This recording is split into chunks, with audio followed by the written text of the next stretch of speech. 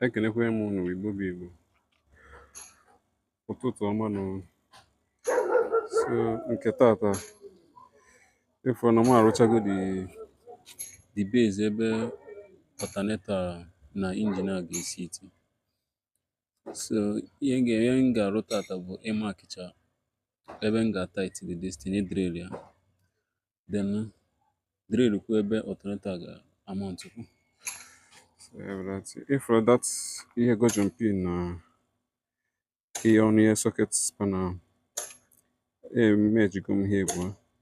So ncheri ya something a ga-eji bụ atight ya ọ na-ekrip dị ka o wee grip n'ọnụ, o grip n'elu ebe shaft a, so that ka ọ na-atọ ya, because eti ya so na ọ bụ ka ọ ga-esi dị ọma grip dị na-atọ nchawa ya oge elu odiri ya. So ote something mgbe something na-aga grip ya na ị na-afụ ime ebe a ihe ga-egrip ya like nut, m ga-agbali ya ebe ahụ. So ya ka m ga-ebido ọnụ maka anyị banye n'ọrụ kịta.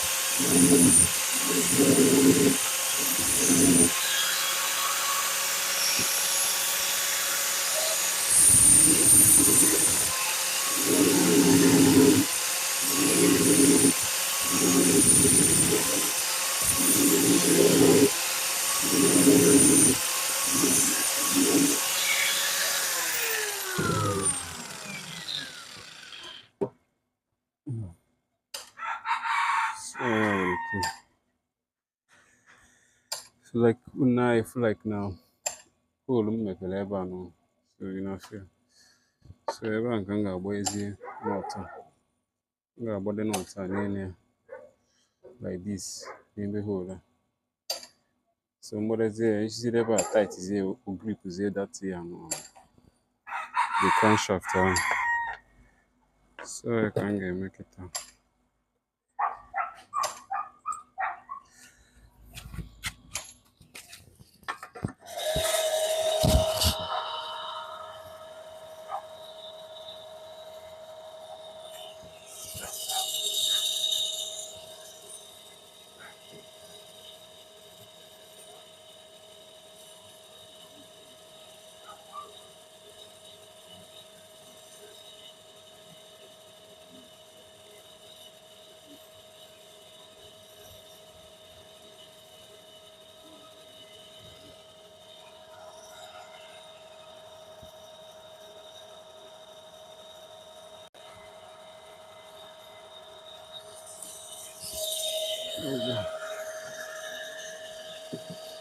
So the thing work off money.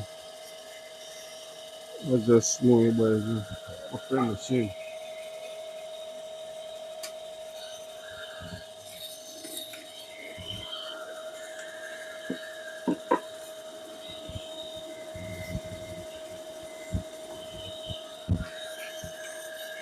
Oh, I'm to be the not here. And then if I feel like not in good table can care where thick washer n'ishi, because sometimes you go tell nut na-enwero thick washer n'ishi iche ịghagbu ya ọgụ o nwere ike mete trade ya inside, and nke a Belgian nut ka m ji eme ya maka ọ ka adị strong karịa new one.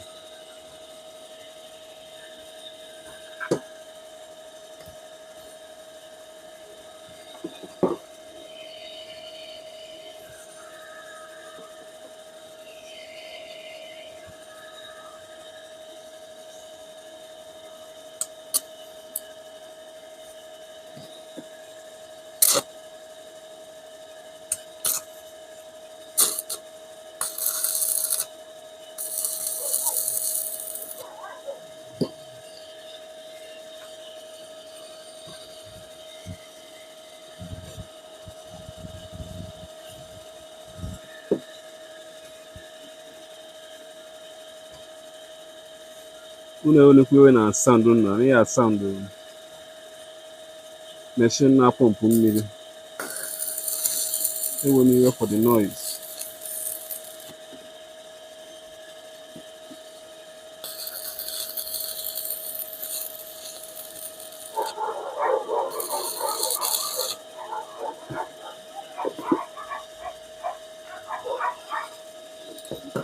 So people like no man agbada gị ahụ and that place you create a hole.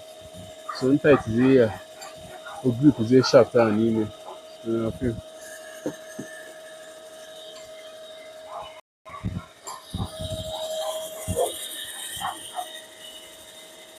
So na ifu ama ka go out ebe ga-adịrị ebe 4 knot ga-ebude engine ya. So the oil drill tọpụzi ya now.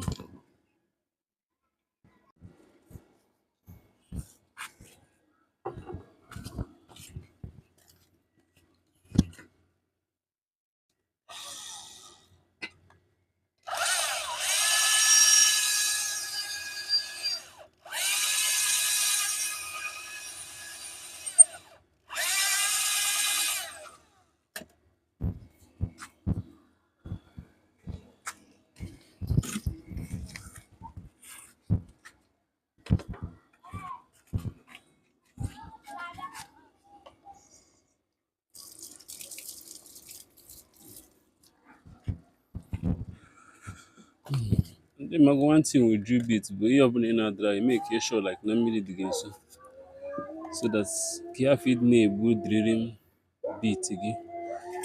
Ịghọtago?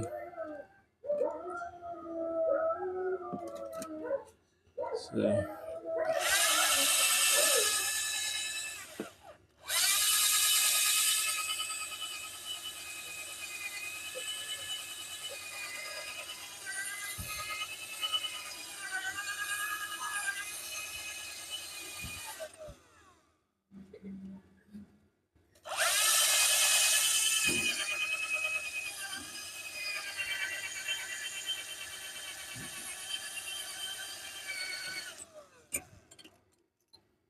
na-adị mma emetụkwu ya mmiri.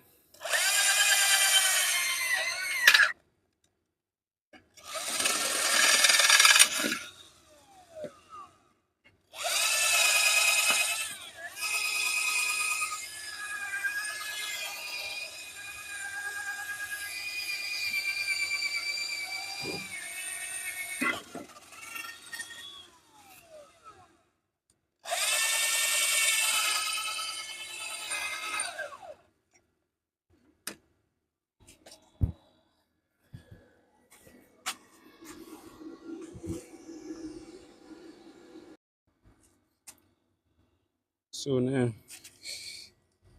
I feel like na iji go them small bit good. We mepegodi the holes. Ịghọtago? Nke a bụ 88 knot wee ga-aba wee ebe a. So m ga-emezi bụ m ga-eme attach dịka drilling bit a weta stages. Ịghọtago? So ya ka m ga-eji wee wide the hole a to 12-13 knot ga-abụ. Ịghọtago? So ka m bidokwe.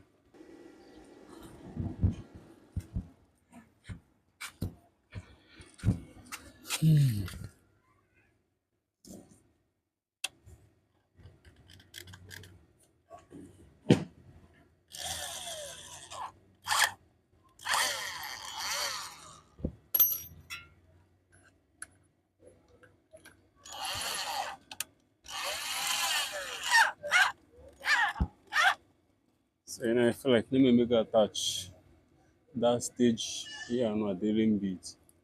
So can wide the this thing. And ka ị na-emekwa ya na-erotekwa na-emekwa apply mmiri so that ka the rim bit ga-ahafụ iwash na.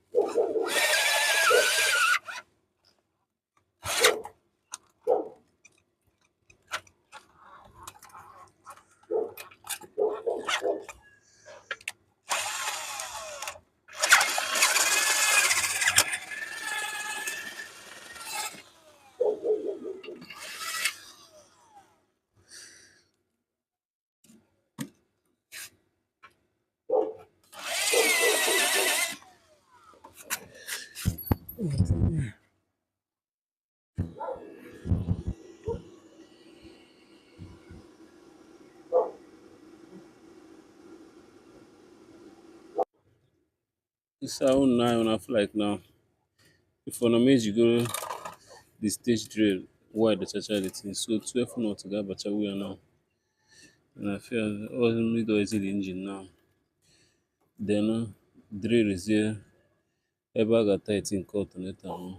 So ya bụ another stage ọzọ. So ịnekwa ya kịta anụ a. Ife na engine a na alternator anọrọgo na like na normal setting na supposedly na. So mbịa kịta m ga-awọta angle iron. M ga-drill hole. Not ga-eshow na pass. Ọ gbadozie n'ala base a. Ị na ya engine a ị na ya n'ime ife na m aga